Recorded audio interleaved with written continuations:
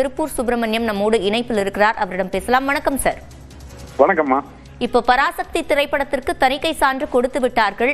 எத்தனை திரையரங்கங்களில் இந்த திரைப்படம் வெளியாக வாய்ப்பு இருக்கிறது? 60% திரையரங்குகள் ஜனநாயகம், 40% திரையரங்குகள் பராசக்தி வருங்க. இப்போ ஜனநாயகன் திரைப்படத்துக்கான சிக்கல் இன்னும் ஓய்ந்த பாடில்ல, மேல்முறையீடு போறதா குறிப்பிட்டு இருக்காங்க. இந்த சூழல்ல பராசக்தியோட திரையரங்கு எண்ணிக்கை அதிகரிக்க வாய்ப்பு இல்லையா?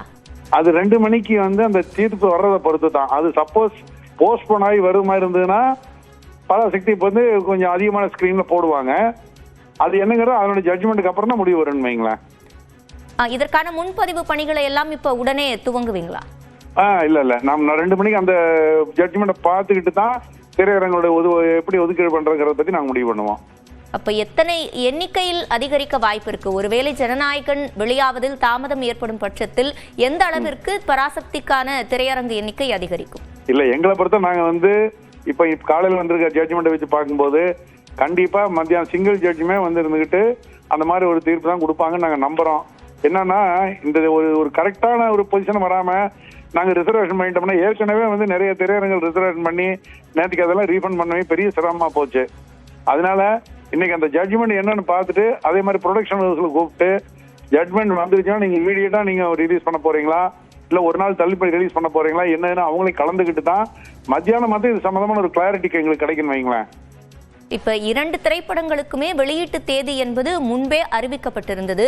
ஆனாலும் தணிக்கை சான்றுல இவ்வளவு சிக்கல் நீடித்தது, அதுக்கு என்ன காரணம்னு நீங்க நினைக்கிறீங்க? இது எப்படின்னா நம்ம கமெண்ட் பண்றதுக்கு ஒன்றும் ஐடியா இல்லை. பட் என்ன காரணம் போட்டுட்டு இவங்க அந்த கட்ஸ் எல்லாம் சில இதெல்லாம் கொடுத்துருக்காங்க. இந்த கட்சி இவங்க சப்மிட்டும் பண்ணியிருக்காங்க. அதுக்கப்புறம் இவங்க கோர்ட்டுக்கு வந்திருக்காங்க. கோர்ட்டுக்கு வந்ததுனால அவங்க கொஞ்சம் சரி அந்த கோர்ட் ஜட்ஜ்மெண்ட் முடிஞ்சிட்டு பார்த்துக்கலாம்னு வச்சிருப்பாங்கன்னு நினைக்கிறேன். இதுக்கு ஒருவேளை கோர்ட்டுக்கு போகாம இருந்திருந்தால் அவங்க அந்த கட்சை பார்த்துட்டு கொடுக்கறதுக்கு வாய்ப்பு இருந்திருக்கும். ஏன்னா இது எங்களுக்கு என்ன மாதிரி நடைமுறை இவங்கெல்லாம் கோர்ட்டுக்கு வந்தாங்க என்னன்னு தெரியல. எது எப்படி இருந்தாலும் இப்ப சிங்கிள் ஜட்ஜ் தெளிவா கொடுத்துட்டாங்க.